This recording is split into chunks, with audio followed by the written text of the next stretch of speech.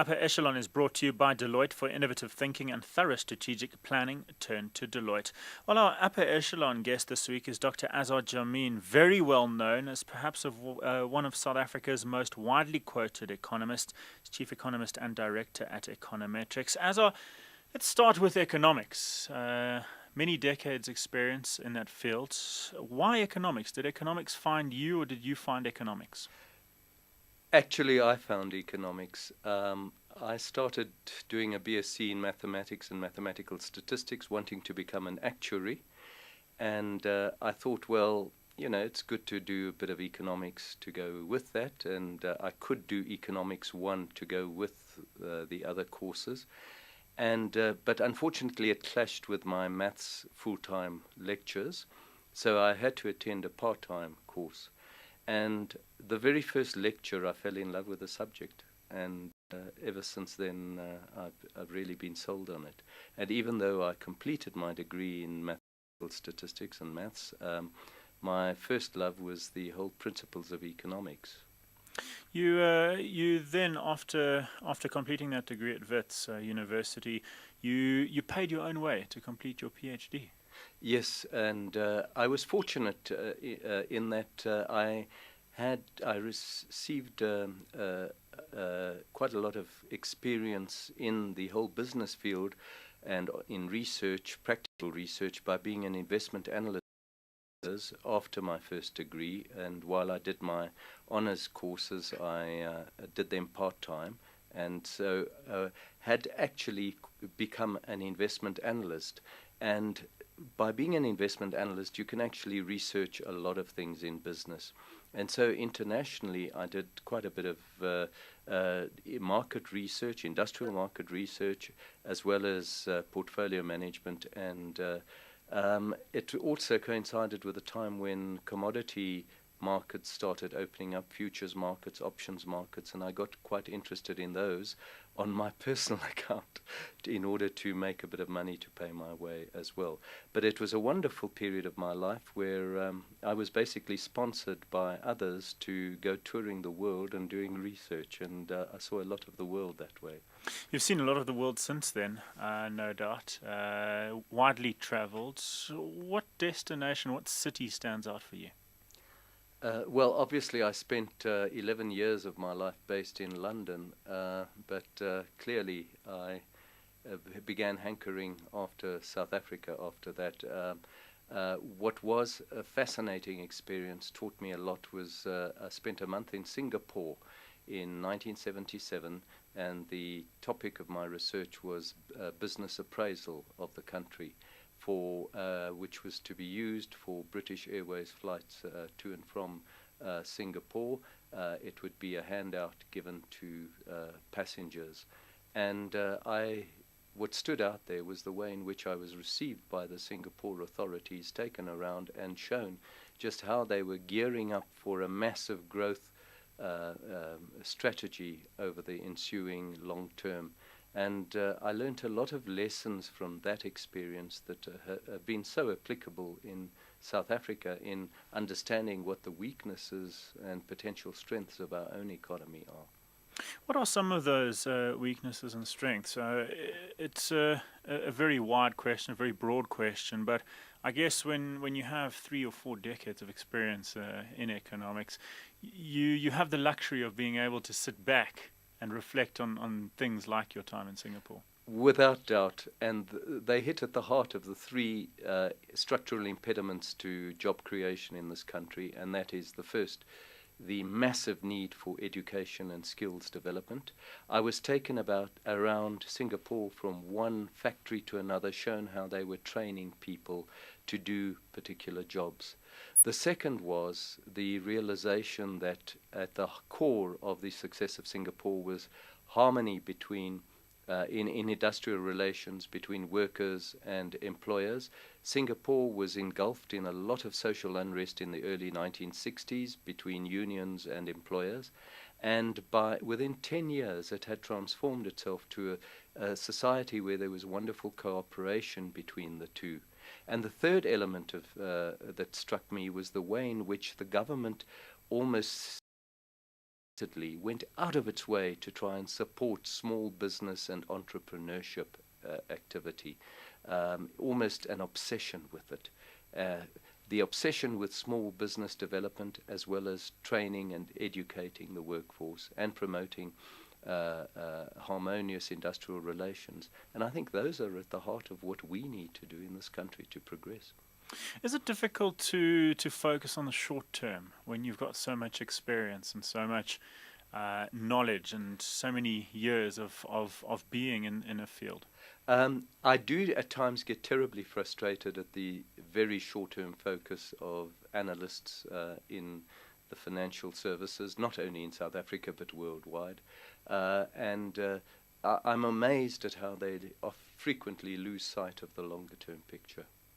What's the quality of forecasting and economics here in South Africa? That's I would say that we try our best, but I have to say that I do find at times it's very superficial, and the focus is extremely superficial rather than seeing the longer-term picture. You've spent your life in a number of countries around the world. It began all the way back in Egypt. Did you leave soon after you were born? Yes, I happened to be born in Egypt almost not coincidentally. My mother grew up in Egypt. They fled to Egypt from Asia Minor in 1922. She grew up there, had her education there, and during the war my father was in the South African Army and went up to Egypt. He fought at the Battle of El Alamein, and the 70th anniversary was commemorated a couple of weeks ago, and he met my mother there and they got married. And they returned to South Africa, where he resumed his employment. And many years later, when she was expecting me, her family was still in Alexandria, and so she returned there to give birth to myself. And so I spent the first year of my life in Alexandria, Egypt. You also were schooled at Pretoria Boys High, one of the more prestigious schools in South Africa. Is education something quite close to your heart? It is, and I regard myself as having been extremely fortunate, and this is why I do understand the legacy of why we have such a weak education system, because at the time that I had a wonderful education at Pretoria Boys High, extremely cheaply I might add, the majority of our people were excluded from a school such as that. Fortunately, that situation has changed, but my frustration is that we are not having tried to rectify the mistakes of the past. We have not built on them. You speak 6 languages. Yes, with varying degrees of fluency. Anyone who comes from Alexandria, Egypt, normally speaks 5 languages quite naturally, because Alexandria was a very cosmopolitan city, and accordingly my mother spoke 6 languages, and at home we ourselves spoke 4 languages, and then of course Afrikaans here at school, and a couple of others. But it's a very normal thing for someone who comes from a background from Alexandria, Egypt, actually. In terms of your career at Econometrix since 1985, that's almost 30 years at the firm. Has it changed much over the 3 decades? Econometrix itself hasn't changed much, but the type of work I'm doing, officially my title is identical to what it was 27 years ago. Yet the nature of the work has changed dramatically with the explosion of telecommunications and information technology, and it's become a lot more stressful, and I have been able to pick up the enormous advantages that have come through the explosion of telecommunications and information technology, but also the enormous stresses that it brings to bear. And I'm not sure that all the advantages are really advantages from a longer term point of view. And I think that you asked me earlier about what I think of analysts and forecasters in the country. And I think that the obsession with getting things out as soon as possible is causing a weakness, in the sense that people are losing the bigger picture to a large extent. I do notice you're on Twitter. as at Azar Jammine. I would imagine that kind of service where your information is really restricted to 140 characters. I'm guessing that links into this kind of technological change that you talk about, where often context is lost. Absolutely.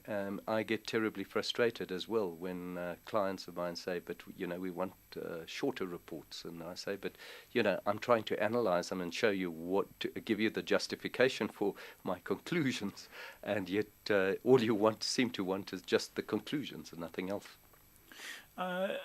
At your time, or during your time at Econometrix, which still continues, you spent 2.5 decades working with the late Tony Twine. What is your fondest memory of Tony? Oh, my fondest memory, there's so many. It's just sitting in our office, chatting to one another and exchanging ideas. I was very fond of him, both as a friend and as a person, and had a high regard for his intellectual ability. And what was so nice about Tony is he could think out of the box and think broadly rather than focus on all the detail. You are on a number of company boards, including York Timbers and Netcare, which I see you've joined. You joined way back in 1998. How do you select these board memberships? Well, they selected me. No, I don't select them. It happened that I was requested to join those boards. And I must say I have found it a nice form of diversification of my own job, and I have learnt a lot about corporate governance and the way companies work by sitting on those boards. And whilst my first love is economics, it's very useful to have a feed-in and an understanding of how businesses operate on the ground, so to speak. Have you had to say no to anyone? In terms of the board, I have had to say no. At times my arms have been twisted, but yes, I would struggle to be on more boards right now in terms of the time constraints. Azar, you do speak widely, often at conferences and the like. Any idea of how many presentations and speeches you've done? Well, I've just done a rough estimate. I do about 150 to 200 per year, and if you multiply that by the 27 years that I've been at it, we're talking about over 4,000 presentations that I have done. Some are bigger than others, but yeah, some are around a table, but broadly speaking, the majority are in front of audiences. And I must say that in many respects, that is possibly the most enjoyable as part of my job, because I just feel relatively useful, giving people information that they're hungry for. When you sit back on your deck chair or on your sofa at night and you think back at the 27 years you've spent at Econometrix and your career, are you content with what you've achieved so far? I am very content, and I thank my maker for giving me the opportunities, and probably the most satisfying thing is to feel that I have fulfilled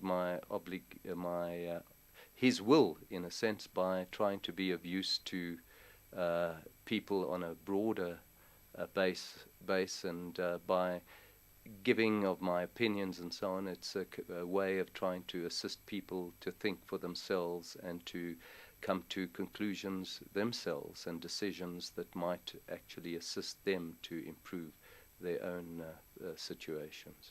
Dr. Azar Jammine is Chief Economist and Director at Econometrix. And the Upper Echelon was brought to you by Deloitte for innovative thinking and thorough strategic planning. Turn to Deloitte.